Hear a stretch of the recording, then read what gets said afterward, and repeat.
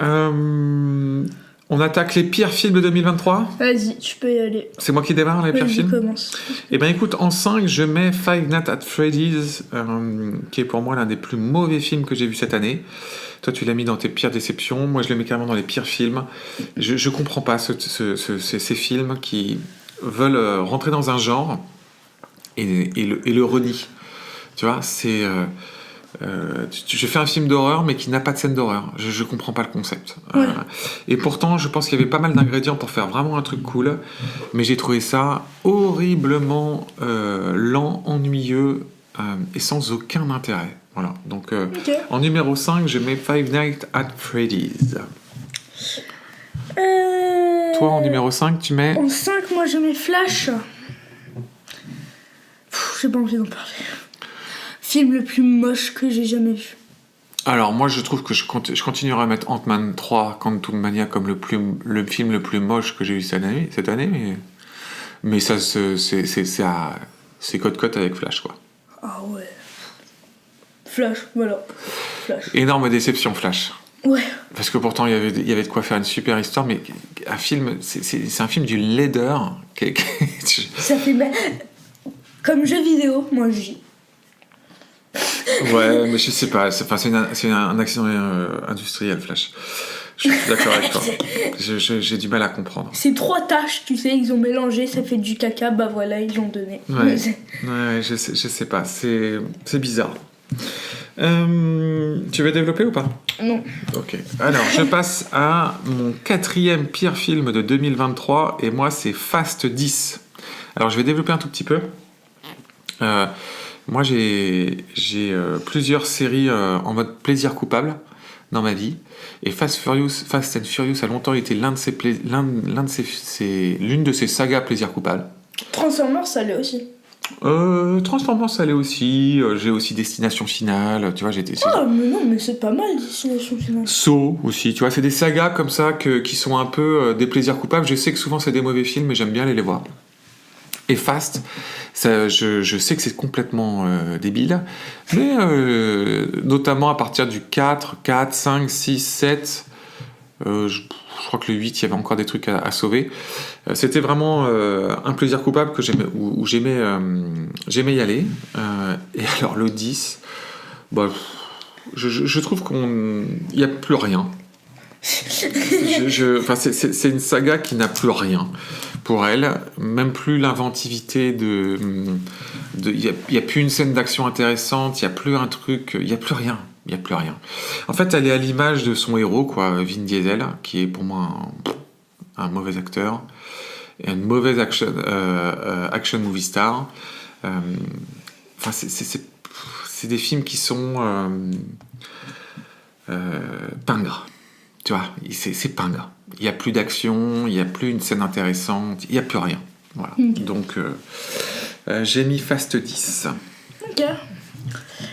En 3. Oh là là, non, mon Dieu. Bah non. Ah non, ton 4, pardon. Oh, les 3, ça va t'énerver, mais... en 4, Mec 2. Ouais. Bah moi, je l'ai... Alors, du coup, je le dis tout de suite, hein, je l'ai aussi en 2. Donc, moi aussi, pour moi, c'est mon 2e pire film de l'année, Mec 2.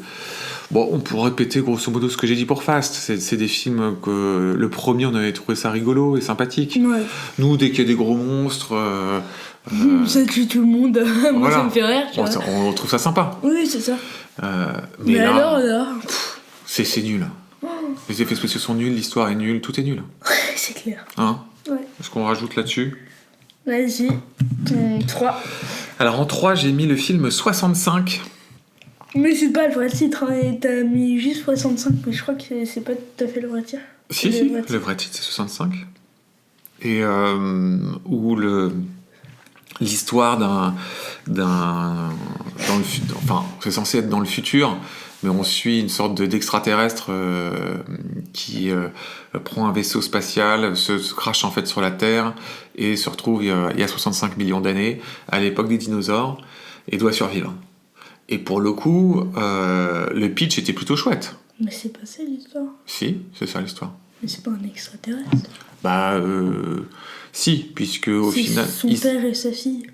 Oui, mais il a une apparence humaine, mais il se crache sur la Terre et c'est une planète inconnue à ce moment-là.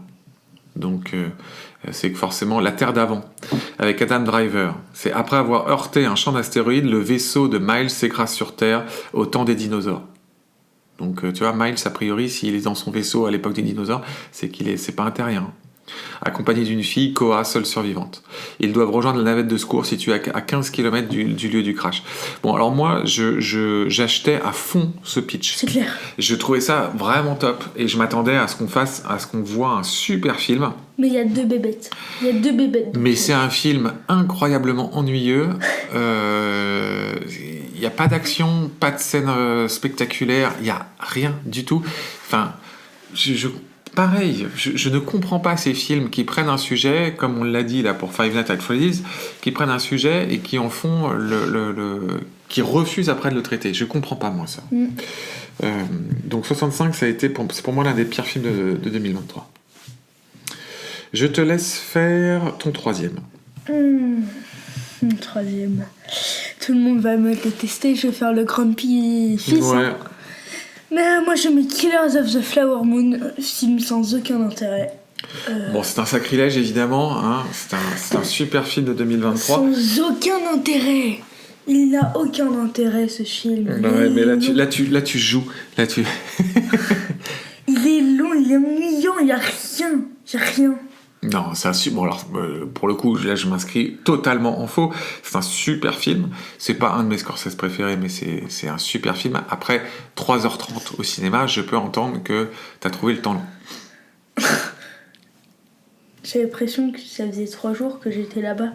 Et je pense aussi, et d'ailleurs, pour y avoir repensé après, je pense aussi que le fait de suivre un personnage un peu débile tout le long du film, le personnage de DiCaprio, c'est aussi un...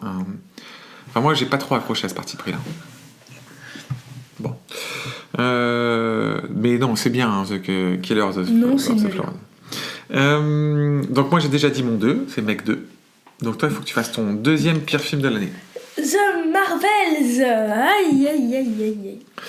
Et ben écoute, du coup, moi, moi, c'est mon pire film de l'année 2023, c'est The Marvels. Du coup, on peut en parler tous les deux. Bon, alors là, je trouve que... Je n'ai pas compris le film. Ouais. Je ne l'ai pas compris. Bah, pour moi, c'est l'incarnation de la mort d'une forme de cinéma d'entertainment. En plus, cette année, c'est vraiment l'année où ils se sont tous pris des fours. Ant-Man 3, The Marvels, Aquaman, Blue Beetle, Adams 2, tout ça, ils ont tous fait des fours au box-office. Donc, quoi qu'il arrive, on sait que c'est la mort de ce cinéma-là. Qu'est-ce qui va renaître derrière ? J'en ai aucune idée, mais ils vont être obligés de se réinventer. On espère un truc meilleur. Mais... On espère, mais en tout cas, pour moi, c'est des films zombies. C'est des films qui n'ont plus rien. Et The Marvel, c'est pour moi l'incarnation totale, le pire. On n'a jamais vu pire en termes de Marvel. Ouais. Il n'y a plus d'histoire, plus de personnages, plus d'enjeux, plus rien. Plus de réal. Non mais en plus, ce qui était fou, c'est que moi j'avais eu cette info qui était sortie dans la presse, comme quoi la réal, elle s'était barrée avant même de finir la post-prod du film, elle s'était barrée démarrer un nouveau projet. Et tu te dis, en fait, c'est tellement l'incarnation de ce type de projet dans lequel les gens en fait s'en foutent tellement qu'ils attendent même pas que le film soit fini. Ils veulent pas détruire leur carrière, c'est une bonne idée en fait. Hein. Ah non, mais je pense qu'à un moment donné, probablement que la réalisatrice est très bonne, et qu'elle a compris que de toute manière elle n'avait pas la main sur son film, que c'était un paquet de lessive qui était fait par des marketeurs de chez Marvel, Disney, et que donc elle s'est dit, bah écoutez, finissez le film que vous voulez, et puis moi je vais aller faire autre chose. Écoute, tu peux pas leur en vouloir, mais ouais, j'ai vraiment... c'est vraiment une forme de cinéma que je conspue, voilà. C'est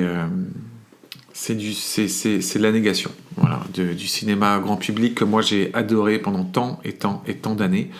The Marvel, ça incarne tout ce que je déteste dans le cinéma, le cinéma grand public actuel. À toi, mon fils, pour ton pire film de 2023. Celui-là, je suis fière de le dire. Sincèrement, je suis fière de le dire.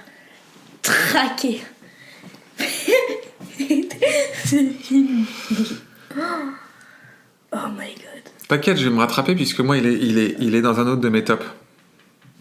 Donc on va en reparler de traqué. Film Disney, directement sorti sur les plateformes Disney. Le pire film de cette année. Il n'a rien, il ne tient même pas le truc d'il n'y a pas de parole. Il ne le tient pas. Les aliens, ils sont ridicules.